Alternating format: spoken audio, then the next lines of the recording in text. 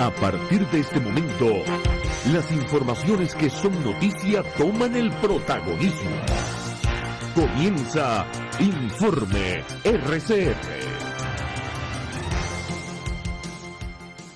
Muy buenas tardes, sean bienvenidos a este su informe RCR en su emisión meridiana. Trabajaremos para ustedes en la Gerencia General de la Estación, Jaime Nestares en la Gerencia de Producción, Wilix Arcaya en la coordinación y producción de este espacio, Génesis Rodríguez y Mario Villarreal en los controles nos acompaña Gregorio González y frente al micrófono, quien tiene el inmenso placer de estar para todos ustedes, Helen Machado. Recuerden seguirnos a través de nuestras distintas plataformas digitales, en Twitter, @RCR750, en nuestra página web rcr750.com, la radio que se ve, y síganos también en nuestro canal en YouTube, RCR750. De inmediato comenzamos. Carlos Alberto Garrido, presidente de Jubilados y Pensionados de CanTV Caracas, denunció que llevan 2 meses sin poder acceder a sus medicinas. Garrido advirtió que la asistencia interna de la empresa no da respuesta ni apoyo a los problemas de salud de los jubilados.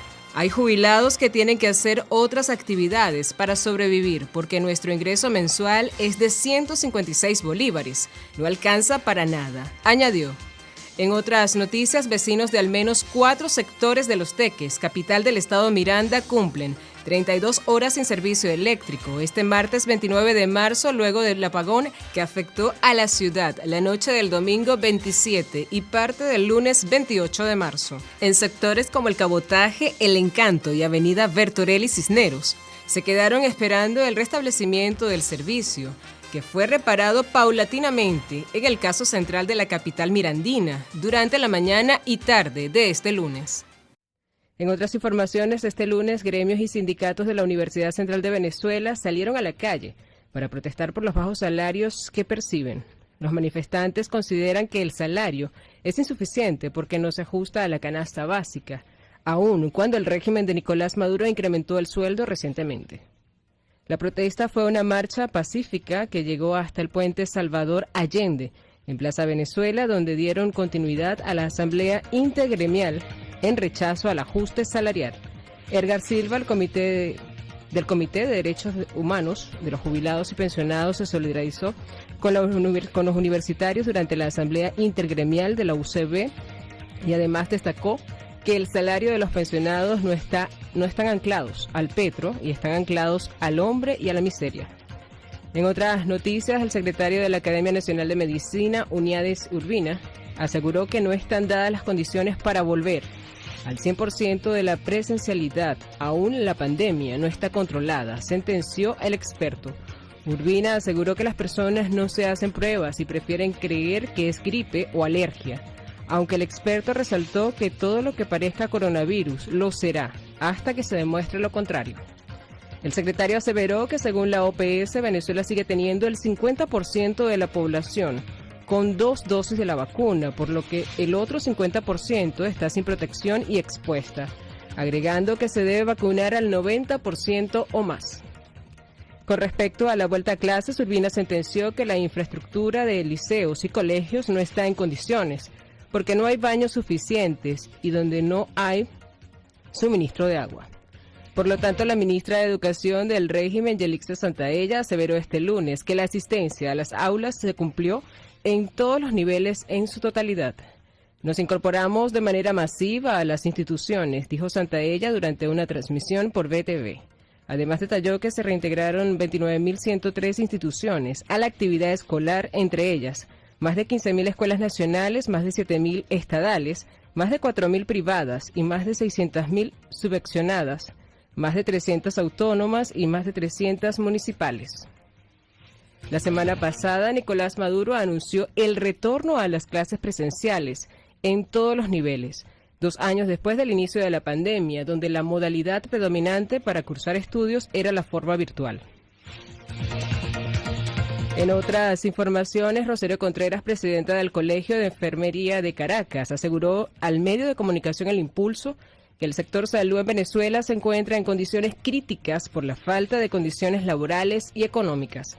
Hoy vemos una emergencia humanitaria compleja porque en nuestros hospitales más del 70% del personal médico y de enfermería se han ido, precisó.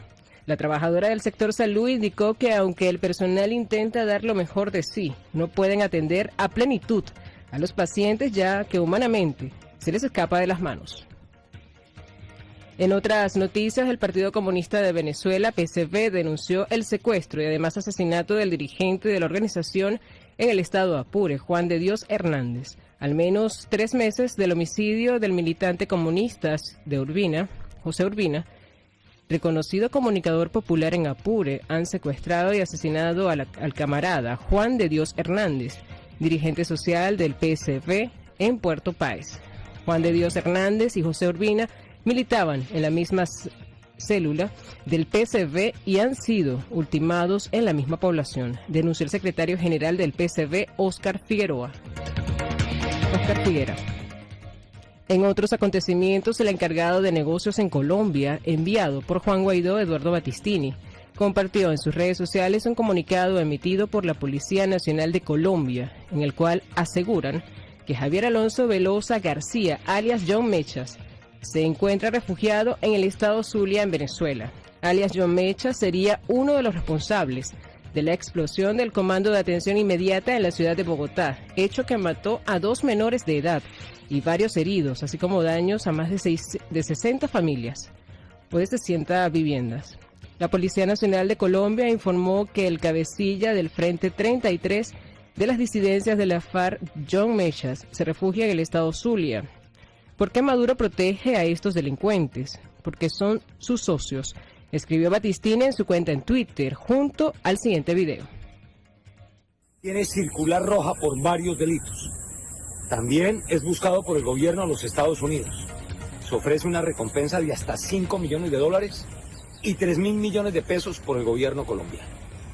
La forma de actuación de este delincuente, como en los pasados atentados de la ciudad de Cúcuta y del señor presidente, es la de contratación de grupos delincuenciales locales para cometer sus actos terroristas.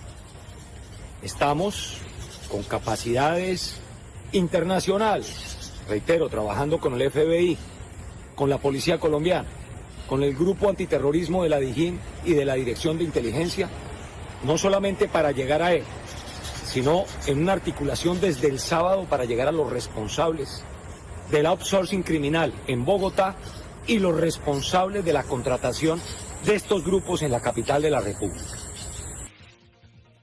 Pasamos a declaraciones en RCR, donde Estefanía Meléndez, embajadora de Juan Guaidó en Bulgaria, confesó que la mayoría de los venezolanos que estaban residenciados en Ucrania lograron salir del país europeo antes que empezara la invasión del ejército ruso. Una de las cosas que llama la atención de esta guerra es que han estado atacando los 3 trenes humanitarios, sentenció Meléndez.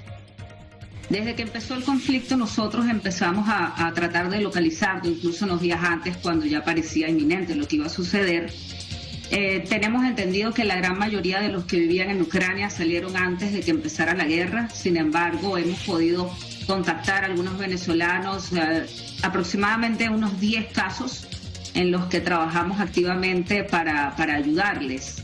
Ha sido una situación muy delicada porque en el terreno todo estaba bajo ataques y eran también muy difíciles dar incluso recomendaciones. Tuvimos un caso de una bebé venezolana que nació en Kiev durante el bombardeo. Ese ha sido uno de los casos más llamativos también por lo sensible y por lo vulnerable. Afortunadamente pudo salir en un tren humanitario para que tengas una idea, cuando el tren sale envían 2 misiles a la estación central de trenes y lo que parecía que iba a ser un atentado. Porque una de las cosas que llama mucho la atención de esta guerra, Marial, es que han estado atacando los corredores humanitarios y por eso las evacuaciones también han sido muy complicadas. Por su parte, el politólogo Pedro Urruchutar afirmó que Venezuela es uno de los centros de interés para el gobierno de Rusia. El régimen entiende perfectamente que pueden convertirse en una área de influencia para Rusia para contrarrestar el efecto de los Estados Unidos hacia la dictadura de Maduro. Nuestro país se ha convertido en uno de los epicentros de mayor interés por muchas razones, pero particularmente para Rusia, porque entienden perfectamente que puede convertirse en un área de influencia para contrarrestar el efecto de Estados Unidos y para convertirse en una especie de amenaza hacia Estados Unidos, en la propia área, en lo que naturalmente era el área de influencia de Estados Unidos, como era América Latina, y que en estos últimos años, en estos últimos 2 años, hemos visto cómo, pues, prácticamente Estados Unidos ha retrocedido con respecto a su relación hacia América Latina.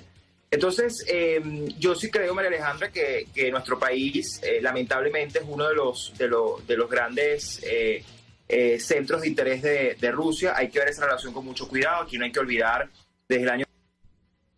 En ese sentido, Uruchurtu explicó que Estados Unidos puede utilizar la excusa de la seguridad energética para acercarse al régimen de Maduro.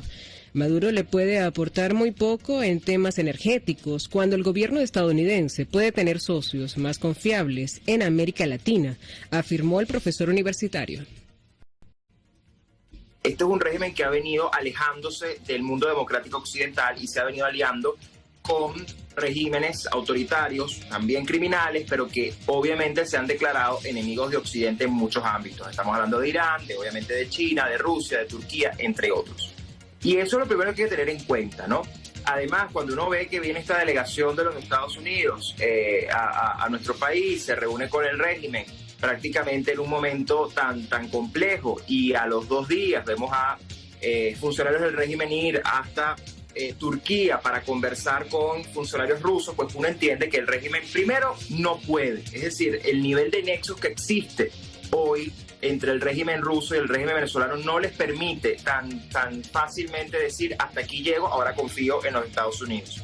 Y en segundo lugar, tampoco les interesa, es decir, no solo por la cantidad de cosas que reposan en los Estados Unidos contra funcionarios del régimen, sino que eso no es tan fácil de desmontar. Ahora bien, aquí lo preocupante, María Alejandra, es que los Estados Unidos pretenda utilizar la excusa, porque es en mi consideración una excusa de la seguridad energética, para acercarse a un régimen que poco le puede aportar realmente en términos energéticos a los Estados Unidos, cuando tiene socios mucho más confiables este país, Estados Unidos, en Canadá, en México e incluso en otros países de América Latina. En otras noticias, un tribunal tercero negó un permiso de viaje solicitado por motivos de salud por la juez María Lourdes Afiuni, quien fuera perseguida durante años por el chavismo por motivos políticos. En otras informaciones, pero ahora en el ámbito regional, ante el anuncio de retomar completamente las clases presenciales en el ámbito nacional, algunos maestros de las escuelas rurales del municipio indígena La Guajira aseguraron que las escuelas no están en condiciones. Pasamos a otra noticia regional. El presidente del Sindicato Único del Magisterio de Monagas, Darío Lima, manifestó que el inicio total a clases en la entidad fue el fracaso debido a las condiciones de más del 80% de instituciones educativas.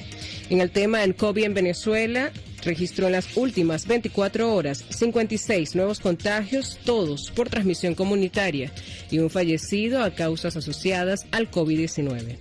La mayoría de los contagios están ubicados en el Zulia 12, Aragua 8, Falcón 8, Bolívar 6, Miranda 6, entre otras entidades. Y en materia económica, una familia de 4 miembros debe pagar 111.79 bolívares o en divisa 25.10 semanal para cubrir la carga calórica equivalente al 60% de sus necesidades alimentarias, informó el Observatorio Venezolano de Finanzas, OVF. Y con esta información de materia económica nos vamos a un corte publicitario, pero enseguida regresamos con más de su informe RCR.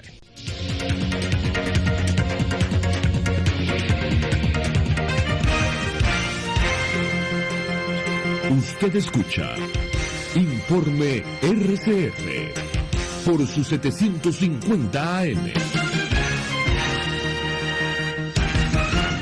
Puede seguirnos en nuestras redes sociales. En Twitter, @RCR750, la radio que se ve. Moisés Naim en Efecto Naim. Hola, soy Moisés Naim desde Washington. Conéctese a rcr.tv. También nos puede seguir por @Efecto Naim en Twitter. Y estamos en Facebook y en Instagram. Y no olvide que puede disfrutar todos los contenidos del programa cuando usted quiera, suscribiéndose a nuestro canal de YouTube. Nos vemos en la radio. Los miércoles y viernes a las 7 de la noche. solo por RCR 750 AM. Les estamos presentando Informe RCR, el compacto informativo de esta hora, solo por RCR 750 AM. En internacionales, Rusia anunció este martes la decisión de reducir de manera cardinal la actividad militar en torno a la capital ucraniana Kiev y a la asediada ciudad septentrional de Chernigov, tras las negociaciones celebradas en Estambul con la delegación ucraniana, a fin de incrementar la confianza mutua y crear las condiciones necesarias para proseguir las negociaciones y lograr el objetivo de consensuar y firmar un acuerdo. El Ministerio de Defensa de Rusia decidió reducir de manera cardinal varias veces la actividad militar en torno a Kiev y Chernigov por parte de Rusia, dijo el vicepresidente de Defensa, Alexander Fomin. En otras noticias internacionales, el gobierno de Australia destinará más del 2% de su Producto Interior Bruto al sector de defensa en medio de la crisis por la invasión de Rusia a Ucrania y las crecientes tensiones con China y la región de Indo-Pacífico, según el presupuesto del año fiscal 2022-2023, anunciado este martes. El mundo es menos estable, debemos invertir más en la defensa de nuestra nación, dijo este martes el ministro australiano del Tesoro, John Frydenberg, al presentar su cuarto presupuesto ante el Parlamento de Canberra. En los deportes, la campeona olímpica y quíntuple campeona mundial del salto triple, Yulimar Rojas, regresó el domingo a Venezuela proveniente de España, luego de imponer el récord mundial con un brinco de 15.74 metros el 20 de este mes en Belgrado, Serbia.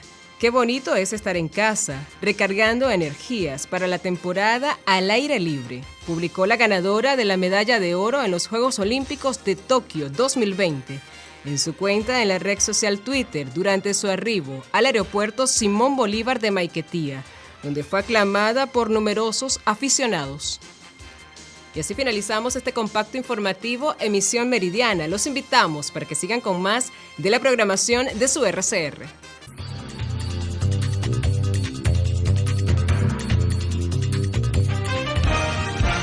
Hasta aquí este compacto noticioso.